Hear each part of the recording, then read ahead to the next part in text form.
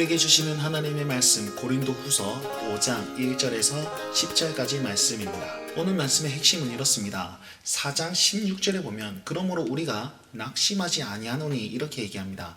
왜 낙심하지 말아야 되냐면 우리 겉사람은 낡아지나 우리 속사람은 계속해서 새로워지는 그런 삶을 살기 때문이다 이렇게 얘기를 했었죠. 거기에서 5장은요 우리 속사람이 계속 새로워지는 삶을 살아가는데 여전히 우리에겐 한계가 있죠. 왜요? 겉사람을 입고 있으니까. 그래서 어떻게 얘기하냐면 낙심하지 않는 이유는 우리가 영원한 집이 우리에게 올 것임을 알기 때문이다 이렇게 얘기하고 있고, 낙심하지 않고 이것을 알기 때문에 우리는 어떻게 행동하냐? 눈에 보이는 것을 쫓아 살지 않고 믿음으로 말미암아 보이지 않는 것을 쫓아 살 수 있는 그런 행함이 드러날 수 있게 된다. 요게 핵심 말씀입니다. 자, 좀 더 자세하게 살펴볼 텐데요. 하늘의 것을 소망하며 사는 사람들이 이 땅에서 사는 방법을 몇 가지 이미지를 통해서 사도 바울은 얘기하는데, 첫 번째 이미지는 뭐냐면 집에 대한 이미지입니다. 1절에 보시면 만일 땅에 있는 우리의 장막집이 무너지면 이렇게 얘기하는데, 장막집은 우리 육체를 가리키는 것이고 무너진다는 것은 죽음을 얘기합니다. 다른 말로 하면 우리가 죽을 때에 어떤 일이 일어납니까? 하나님께서 지으신 집, 하늘에 있는 영원한 집이 우리에게 임하게 됩니다. 하늘에 있는 영원한 집은 또 어떤 집입니까? 바로 우리가 예수 그리스도로 말미암아서 참된 교회의 모습을 드러내는 그것을 얘기하고 있습니다. 보시면 이제 이 처소를 하늘로부터 오는 우리의 처소다 이렇게 얘기하고 있고, 또 뒤에는 덧입는다라고 얘기하고 있죠. 하늘에 어떤 집이 확 내려가고 문을 활짝 열면서 Welcome to the home 이렇게 얘기합니까? 그거 아니란 말이죠. 그리고 덧입는다는 뭡니까? 뭐 집을 막 입습니까? 아니죠. 오고 있다와 덧입는다를 생각해보면 재림하실 예수 그리스도를 우리가 입는다는 것으로 생각할 수 있습니다. 그래서 하늘의 영원한 집은 주와 함께 연합되어서 주와 함께 거하는 그것을 얘기할 수 있겠죠. 우리가 죽을 때에 이 일들이 일어납니다. 그런데 문제는 뭡니까? 우리는 아직 여기 있잖아요. 땅에 있잖아요. 그래서 2절 말씀에 참으로 여기 있어서 탄식하면서 뭐 하냐면 간절히 사모합니다 라고 고백합니다. 여기서 탄식은요 아이고 아이고 아이고 이런 뜻 아닙니다.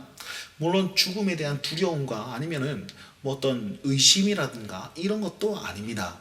무엇이냐면 하늘의 것을 너무너무 사모하면서 탄식하는 그런 소망의 이야기입니다. 예를 들어서 임신한 여인이 출산의 때를 기다리는 것과 똑같습니다. 출산의 때를 기다리는 것은 뭔가 좀 두렵겠죠. 그러나 출산 이후에 그 아이를 안겠다는 그런 어떤 소망과 희열과 행복과 기쁨이 있을 것 아니겠습니까? 그것과 똑같다는 겁니다. 이 땅에 살지만 그 하나님의 집을 입는다는 그 사모함 때문에 죽음이 두렵겠지만 그럼에도 불구하고 그것을 더 열렬히 사모한다라는 것을 탄식이라는 표현을 썼습니다. 3절 말씀에는 이제 집의 이미지에서 덧입는다의 이미지를 가지고 와가지고 의복의 이미지로 얘기를 하는데요. 이렇게 입으면 우리가 벗은 자들로 발견되지 않으려 함이다 이렇게 얘기를 합니다. 벗은 자들로 발견되지 않으려 한다라는 말은 무슨 말이냐면 세례를 얘기하는 것입니다. 자, 한번 보십시오. 이거 조금 어려운데, 우리 신자들이 죽으면 우리 육체는 어떻게 됩니까? 땅 속에 묻힙니다. 그리고 영혼은 어떻게 됩니까? 즉시 하늘로 올라가서 우리 주 예수 그리스도와 함께 천국에 거하게 됩니다. 자, 그리고 나서 우리 주님 재림하실 때는 육체가 다시 한번 살아나고 영혼도 다시 와가지고 결합됩니다. 결합되어서 주님과 함께 영혼과 육체 모두가 주와 함께 연합되어서 저 천국에 올라가서 영생을 누리게 되는 것이죠. 이게 예수님이 재림하실 때 일어나는 일들입니다. 그럼 여기서 질문. 그러면 우리가 죽은 그 시점과 주님 다시 오실 그때 이 중간에는 어떻게 되는 겁니까? 이걸 우리는 전문용어로 중간 상태다 이렇게 얘기를 하거든요. 이 중간 상태에 이 육체는 어떻게 되어 있습니까? 이것을 사도 바울은 뭐라 하냐면 벗었다라는 것으로 표현합니다. 불신자들은요 육체를 벗었어요. 육체를 벗으면 그냥 그대로 묻혀 있습니다. 근데 신자들은 안 그렇습니다. 신자들은요 살아생전에 세례를 받음으로 우리가 생명이 있을 때 예수 그리스도로 옷 입습니다. 그리고 죽었어요. 영혼은 올라갔습니다. 그럼 육체는요 여전히 주와 옷 입은 상태에서 그 상태로 머물고 부활의 때를 기다립니다. 그래서 이 육체도 예수 그리스도의 옷을 여전히 입고 부활의 때를 기다리고 있기 때문에 벗은 자들로 발견되려 하지 아니함이라 라고 표현한 것입니다. 이해가 됩니까? 그래서 세례받은 자들은 우리가 육체를 벗었을 때에도 주님께서 여전히 이 육체를 관리하고 있기 때문에 우리는 벗은 모양으로 있지 않는다라는 것을 이렇게 표현했다는 거죠. 그래서 4절 말씀에 이 장막에 있는 우리가 짐진 것 같이 탄식하는 것은 벗고자 함이 아니라 오히려 덧입고자 함이니 이렇게 얘기합니다. 자, 이것을 좀 더 쉽게 표현하면 연약함을 지니고 있더라도 다른 사람들과 다르게 탄식하는 것은, 다른 사람들은요, 아이고 어째 살고 뭐 먹고 살고 집은 어떻게 할고 이런 탄식으로 가득 찼는데 우리는요, 하늘의 것을 입을 거니까 하나님 언제 오십니까? 하나님 언제 우리가 그때를 사모합니다. 막 이러면서 열렬히 사모하는 그 탄식이 있는 것은 벗고자 함이 아니다. 지금 살아생전에 덧입고자 함이다. 이렇게 얘기하는 거죠. 벗고자 함이 아니요. 이 말은 뭐냐면 빨리 죽어서 그 상태를 사모한다 이런 뜻이 아니고 덧입고자 함이다. 지금도 그것을 누리고자 함이다 라는 것을 덧입는다로 표현했습니다. 그래서 우리는 저 하늘의 그 장막이 임하는 것이 우리가 죽을 때라든지 아니면은 예수님께서 재림할 때라든지 그때를 사모함이 아니라 지금도 그것을 누릴 수 있도록 사모하면서 덧입길 바라는 마음에 탄식하며 산다라는 것입니다. 사모하며 산다 라고 표현하고 있는 겁니다. 우리가 해야 될 건 무엇입니까? 빨리 죽어야지가 아니고 지금도 그것을 누리며 살 수 있도록 사모해야 된다는 것이죠.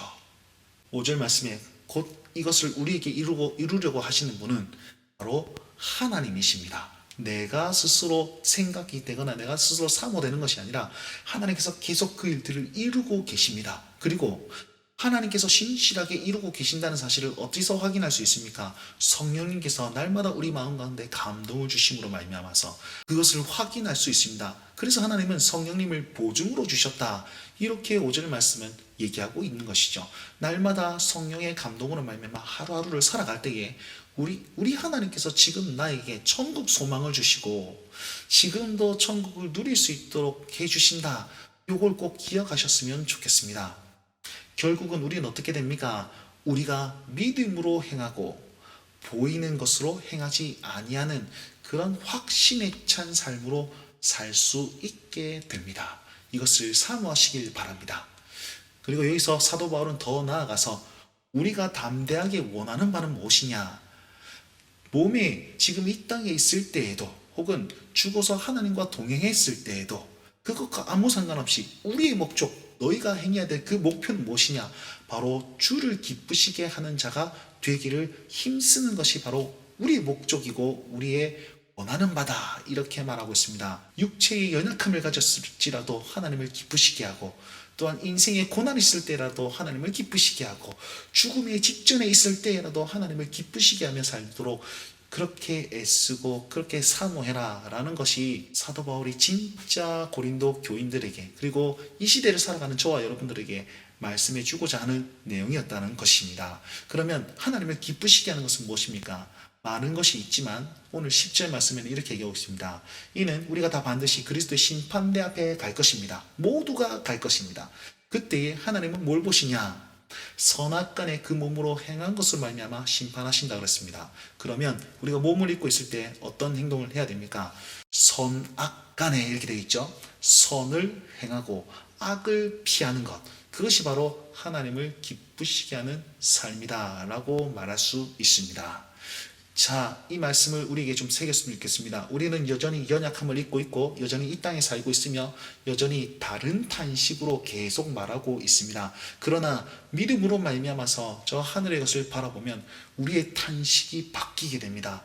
나의 억울함이 아니라 나의 연약함이 아니라 바로 하나님을 향한 기대감으로 탄식하며 하나님 언제 오시렵니까? 라고 열렬히 사모하는 그런 탄식으로 바뀌게 됩니다. 그 탄식을 가질 때에 우리는 하나님을 기쁘시게 하는 삶을 살아갈 수 있고 또한 우리 삶에 선을 드러내고 악을 피하는 그 길을 살 수 있게 되는 겁니다. 그리고 그 길을 도우시는 성령님이 있음을 확신하며 나아갈 수 있게 되는 것이죠. 그러면 오늘 하루 성령님과 동행하면서 이 삶을 어찌 사시렵니까? 우리 삶의 행동을 한번 돌아보시면서 우리 마음과 우리 생각이 어디로 향하고 있는지 확인하시면서 오늘도 주님을 의지하고 사시길 바랍니다.